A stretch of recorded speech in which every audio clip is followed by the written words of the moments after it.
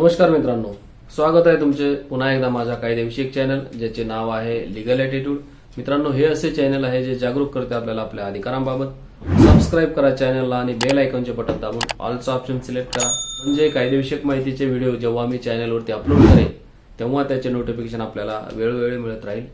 चला तर मित्रांनो, व्हिडिओला वेळ न घालवता आपण सुरुवात करूया। मित्रांनो, आजच्या व्हिडिओचा विषय आहे कोर्टात केस दाखल केल्यानंतर जे काही दप्तर दिरंगाई होते, जी काही तारीख पे तारीख आपल्याला पडत असते, ह्या तारीख पे तारीख यामुळे कोर्टाची खूप मोठी बदनामी झालेली आहे आणि यामुळे न्यायव्यवस्थेवरचा विश्वास कमी होत चालला होता। मित्रांनो, आता नुकत्याच यशपाल जैन विरुद्ध सुशीला देवी व इतर या केसमध्ये नुकतेच काही सूचना दिल्या आहेत आणि कोर्ट असतील, सबऑर्डिनेट कोर्ट असतील, डिस्ट्रिक्ट कोर्ट असेल, या सर्व कोर्टांवरती नियंत्रण ठेवण्यासाठी कडक अशा स्वरूपाच्या काही सूचना जारी केल्या आहेत आणि त्या केसच्या माध्यमातून सूचना जारी करून यापुढे आता तारीख पे तारीख या गोष्टीवरती निर्बंध लादण्यासाठी माननीय सुप्रीम कोर्टाने आता कडक असे पाऊल उचललेले आहेत। मित्रांनो, पाहूयात आपण कोणत्या त्या 12 सूचना सबऑर्डिनेट कोर्टांना दिलेल्या आहेत आणि ह्या सूचना भारतातील सर्वच न्यायालयांना लागू असणार आहेत आणि न्यायालयावरती आता खुद्द सुप्रीम कोर्टाची यावरती कडी नजर असणार आहे आणि तारीख पे तारीख यामुळे आता बंद होणार आहे। या केसची लिंक मी डिस्क्रिप्शन बॉक्समध्ये सुद्धा दिलेली आहे, तुम्ही डिस्क्रिप्शन बॉक्समध्ये जाऊन संपूर्ण डिटेल्स तुम्ही जजमेंटचे बघू शकता। चला तर मित्रांनो, वेळ न घालवता आजच्या व्हिडिओला आपण सुरुवात करूया। पाहूयात ऑनरेबल सुप्रीम कोर्टाने कोणत्या प्रकारच्या 12 सूचना भारतातील सर्व न्यायालयांना दिल्या आहेत। त्यापैकी पहिली सूचना आहे, जिल्हा आणि तालुका न्यायालयांनी समन्स वेळेवर आणि विनाविलंब पाठवावीत। सिव्हिल प्रोसिजर कोडच्या ऑर्डर 5 रूल 2 प्रमाणे जिल्हा आणि तालुका न्यायालयांनी समन्स वेळेवर आणि विनाविलंब पाठवावीत। मुख्य जिल्हा न्यायाधीशांनी अशी समन्स वेळेवर जात आहेत की नाही याची खात्री करावी। सर्व खटल्यांची आकडेवारी त्यांनी राज्याच्या उच्च न्यायालयांनी नेमलेल्या तपास समितीकडे पाठवावी। मित्रांनो, होतं काय की दिवाणी न्यायालयांमध्ये जे काही दिवाणी खटले चालत असतात त्यामध्ये समन्स इश्यू करण्याची ऑर्डर होत असते, परंतु वेळेवरती समन्स न पाठवल्यामुळे, समन्स पाठवण्यासाठीच कोर्टातर्फे उशीर होत असल्यामुळे समोरची पार्टी वेळेवर हजर होत नाही, उशिरा हजर होते किंवा होतच नाही आणि अशामध्ये होतं काय की एकाच स्टेजसाठी 2 ते 3 वर्ष ह्या स्टेजवरती जर ही केस चालत असेल तर बाकीच्या स्टेजेस घेण्यासाठी सुद्धा वेळ लागू शकतो। त्यामुळेच त्यांना आता कडकपणे सूचना माननीय सर्वोच्च न्यायालयाने दिल्या आहेत की अशा प्रकारचा जो काही समन्स असेल तो विनाविलंब पाठवावा, वेळेवर तो समन्स पाठवला गेला पाहिजे। त्याचप्रमाणे हे जे काही कोर्ट आहेत त्यांना जिल्हा न्यायाधीशांनी त्यांच्यावरती नजर ठेवली पाहिजे आणि ती वेळेवर समन्स वेळेवर पाठवतात की नाही याची खात्री वेळोवेळी केली पाहिजे। त्यानंतर दुसरी महत्वाची कडक सूचना अशी दिली आहे मित्रांनो की प्रत्येक तालुका आणि जिल्हा न्यायालयांनी प्रतिवादीचे म्हणजे रिस्पॉन्डंटचे रिटर्न स्टेटमेंट जे काही असतं हे लेखी निवेदन 30 दिवसाच्या आतमध्ये घेतलेच पाहिजे। जर उशीर झालाच तर अशा केसमध्ये वेळ वाढवून देण्यासाठी कोणती उचित कारणे आहेत ते लेखी स्वरूपात द्यावीत।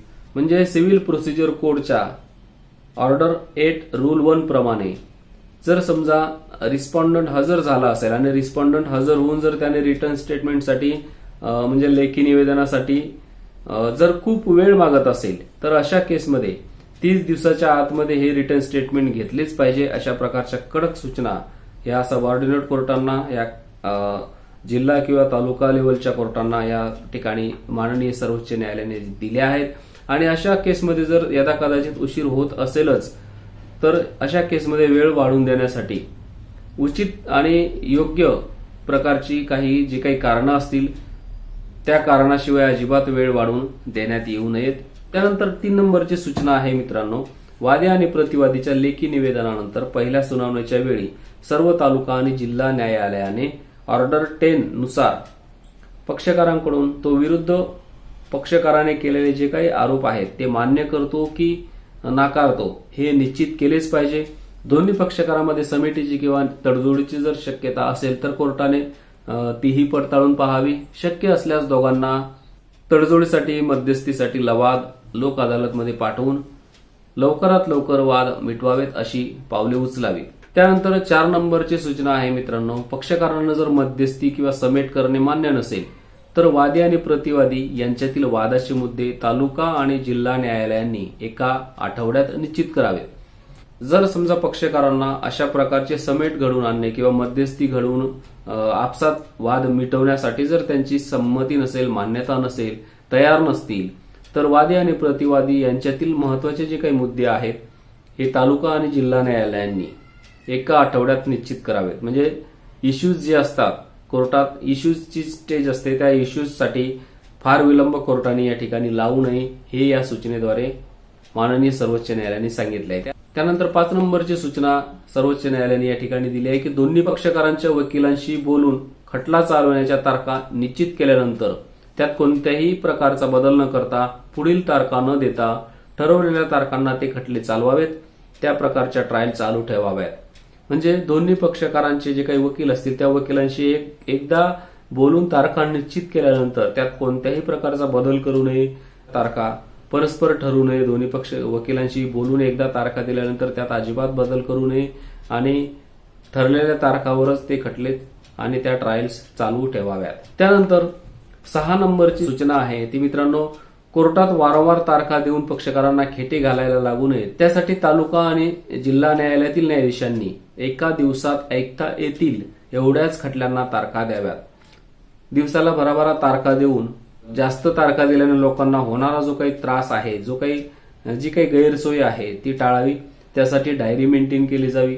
म्हणजे मित्रांनो बऱ्याचदा काय होतं की कोर्ट खूप साऱ्या तारखा, खूप साऱ्या केसेसमध्ये जे काही केसेस बोर्डावरती आहेत त्या सर्व बोर्डावरील केसेसला कोर्ट हिअरिंग करू शकत नाही, कोर्टाची सुनावणी होऊ शकत नाही. त्यानंतर 7 नंबरची जी काही सूचना सर्वोच्च न्यायालयाने दिली आहे ती म्हणजे अशी की दिवाणी न्यायालयातील वकिलांना सिव्हिल प्रोसिजर कोडचे पुरेसे ज्ञान नसल्याने अथवा अपुरे ज्ञान असल्याने अनेकदा खटले रेंगाळतात आणि तारखा पडतात.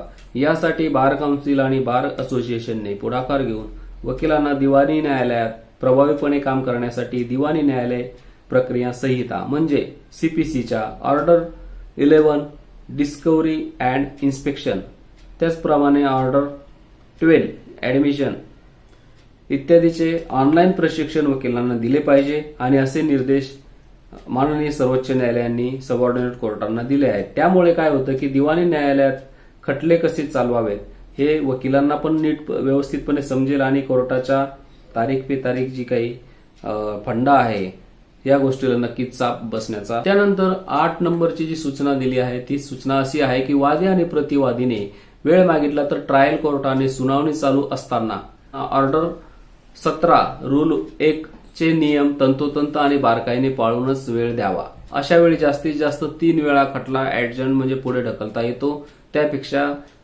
खटला जास्त पुढे ढकलता येत नाही. म्हणजेच तारीख पे तारीख आता नक्कीच बंद होणार. मित्रांनो काय होतं की बऱ्याचदा वादी आणि प्रतिवादीने वेळ मागितला तर ट्रायल कोर्टाने सुनावणी चालू असतानाच अशा प्रकारे बारकाईने हे ऑर्डर 17 रूल 1 चे जे काही नियम आहेत हे बारकाईने पाळूनच त्या ठिकाणी वेळ द्यावा. खूप जास्त तारखा त्यामध्ये ऍडजस्टमेंट त्यामध्ये होऊ नयेत. कोणताही पक्षकार खटला ऍडजंट करून दिलेल्या तारखेला जर गैरहजर राहिला तर ट्रायल कोर्ट ऑर्डर 17 रूल 2 नुसार खटल्याचा निकाल यांनी द्यावा. तसेच ऑर्डर 9 नुसार खटला डिसमिस करण्याचा अधिकार सुद्धा कोर्टाला आहे. अशा प्रकारे जर एखादा पक्षकार जाणून बुजून जर समजा समोरच्या पार्टीला त्रास होण्याच्या उद्देशाने जर गैरहजर राहत असेल आणि विनाकारण जर ऍडजस्टमेंट वेळोवेळी घेऊन जर केस पुढे ढकलण्याचा किंवा केस लांबणीवर टाकण्याचा जर पक्षकार प्रयत्न करत असेल, अशा केसमध्ये कोर्टाला ऑर्डर 17 रूल 2 नुसार खटल्याचा निकाल देण्याचा किंवा ऑर्डर 9 नुसार खटला डिसमिस करण्याचा सुद्धा कोर्टाला अधिकार आहे. त्यानंतर 9 नंबरची सूचना मित्रांनो अशी आहे की दीर्घकाळापर्यंत खटला चालावा म्हणून दिरंगाईच्या उद्देशाने पुढील तारीख मागितली गेल्यास तालुका किंवा जिल्हा न्यायालयाने प्रतिपक्षाला पेमेंट ऑफ कॉस्ट म्हणून योग्य तो खर्च मंजूर करावा. मित्रांनो होतं काय की बऱ्याचदा तारीख पे तारीख हे प्रतिपक्ष घेण्याचा प्रयत्न करत असतात, म्हणजे जेणेकरून जास्तीत जास्त प्रकारचा त्रास होईल आणि जास्तीत जास्त खटला पुढे कसा नेता येईल याकडे प्रतिपक्षाची जी टेंडन्सी जी काही असते तर त्या टेंडन्सीला चाप बसण्यासाठी पेमेंट ऑफ कॉस्ट हे प्रतिवादीला कॉस्ट म्हणून योग्य तो खर्च मंजूर करावा. त्यामुळे होईल काय की वेळोवेळी जर समजा अशा प्रकारचा जर पेमेंट ऑफ कॉस्ट जर तारीख मागणाऱ्या पक्षकाराला जर होत असेल तर तो निश्चितच अशा प्रकारच्या तारखा घेणार नाही, तारीख पे तारीख त्या खटल्यामध्ये अजिबात पडणार नाही। त्यानंतर 10 नंबरची सूचना आहे मित्रांनो, खटल्याची सुनावणी संपल्यानंतर तालुका किंवा जिल्हा न्यायालयाने ऑर्डर 20 नुसार जास्तीत जास्त 60 दिवसात निकाल जाहीर करावा। मित्रांनो, होतं काय की बऱ्यापैकी खटला चालू होतो, वर्षानुवर्षे खटला चालवल्यानंतर जेव्हा खटला निकालापर्यंत पोहोचतो त्यावेळेस कोर्टाने सुद्धा विनाविलंब या ठिकाणी उशीर न लावता लवकरात लवकर निकाल देण्यासाठी ही सूचना जारी केली आहे की 60 दिवसाच्या आतमध्ये जास्ती वेळ न घेता 60 दिवसाच्या आतमध्ये निकाल जाहीर करावा आणि लवकरात लवकर निकाल हा पक्षकारांसमोर डिस्क्लोज करावा। अशा प्रकारची ही सूचना आहे आणि त्यामुळे बराचसा वेळ या ठिकाणी या स्टेजमध्ये वाचण्याचा प्रयत्न होईल आणि निकाल हा लवकरात लवकर पक्षकारांच्या हाती येईल। त्यानंतर 11 नंबरची जी सूचना आहे मित्रांनो ती अशी आहे की तालुका किंवा जिल्हा न्यायालयात 5 वर्षापेक्षा जास्त काळ चालवलेल्या खटल्यांची यादी दर महिन्याला मुख्य जिल्हा न्यायाधीश यांच्याकडे पाठवण्यात यावी। मुख्य जिल्हा न्यायाधीशाने ती यादी उच्च न्यायालयाने नेमलेल्या रिव्ह्यू कमिटीकडे पाठवावी। हे खटले निकाली काढण्याबाबत ही कमिटी पुढील कारवाई करेल। तर अशा प्रकारे मित्रांनो जे खटले जे दिवाणी केसेस 5 वर्षापेक्षा जास्त काळांपासून चालत आलेले आहेत, तर अशा चालत आलेल्या केसेस दर महिन्याला त्यांची जी काही लिस्ट आहे ती मुख्य जिल्हा न्यायाधीशांकडे पाठवण्यात यावी आणि मुख्य जिल्हा न्यायाधीश काय करतील की ती यादी उच्च न्यायालयाने नेमलेल्या जी काही रिव्ह्यू कमिटी असेल त्या रिव्ह्यू कमिटीला ते पाठवतील आणि खटले निकाली काढण्याबाबत कमिटी त्यावरती योग्य ती कारवाई करेल। त्यानंतर 12 नंबरची सूचना अशी आहे मित्रांनो की प्रत्येक राज्याच्या उच्च न्यायालयाने नेमलेल्या या रिव्ह्यू कमिटीज 2 महिन्यातून एकदा मीटिंग घेऊन 5 वर्षापेक्षा जास्त काळ रेंगाळलेल्या खटल्यांवर किंवा केसेसवर विचार करून सदर तालुका किंवा जिल्हा न्यायालयांना खटले निकाली काढावयास लावतील, त्यांच्या कामकाजावर लक्ष ठेवतील आणि प्रत्यक्ष लक्ष अशा प्रकारे उच्च न्यायालयाची जी काही कमिटी असेल, रिव्ह्यू कमिटी असेल, या कमिटीचे उच्च न्यायालयाच्या कमिटीचे लक्ष असल्यामुळे मित्रांनो नक्कीच तालुका किंवा जिल्हा न्यायालयातील ह्या ज्या काही केसेस आहेत ज्या की 5 वर्षापेक्षा जास्त जुन्या आहेत आणि फार जास्त जुन्या केसेस 5 वर्षापेक्षा जास्त काळापासून चालत असलेल्या ह्या केसेस जे काही आहेत ह्या केसेसला अतिशय गती मिळण्यास सुरुवात होईल आणि लवकरात लवकर ह्या केसेस निकाली निघण्यास निश्चितच मदत होईल आणि लवकरात लवकर जजमेंट असेल, निकाल असेल हा दिवाणी न्याय प्रक्रियेवरती होण्याचा प्रयत्न होईल। मित्रांनो, अशा प्रकारे माननीय सर्वोच्च न्यायालयाने भारतातील सर्वच सबऑर्डिनेट कोर्टांना कडक असे निर्बंध देऊन, कडक अशा सूचना देऊन, डायरेक्शन्स देऊन लवकरात लवकर केसेसचा निपटारा होण्यासाठी अशा प्रकारे भारतातील सर्वसामान्य व्यक्तीला, सर्वसामान्य जनतेला निश्चित स्वरूपात लवकरात लवकर न्याय मिळण्यास मदत होईल आणि तारीख पे तारीख हा जो काही कोर्टाचा फंडा आहे हा पूर्णपणे बंद होईल आणि यामुळे निश्चित स्वरूपात न्यायव्यवस्थेला गती मिळेल। तसेच न्यायव्यवस्थेची जे काही प्रतिमा मलिन झाली आहे किंवा न्यायव्यवस्थेवरचा जो काही विश्वास लोकांचा कमी झालेला आहे हा निश्चित स्वरूपात विश्वास वाढेल आणि अशा प्रकारे न्यायव्यवस्थेला या निकालामुळे किंवा या सर्वोच्च न्यायालयाच्या या 12 प्रकारच्या आदेशांमुळे निश्चित प्रकारे न्यायव्यवस्था गतिमान होईल अशी आपण अपेक्षा करूया। मित्रांनो, व्हिडिओतील माहिती तुम्हाला कशी वाटली तुम्ही मला कमेंट करून नक्की सांगा। त्याचप्रमाणे व्हिडिओ आवडल्यास आपल्या आप्तेष्टांना व मित्रमंडळींना शेअर नक्की करा। भेटूयात पुढील व्हिडिओत अशाच एका कायदेविषयक माहितीसह। धन्यवाद। जय हिंद, जय महाराष्ट्र।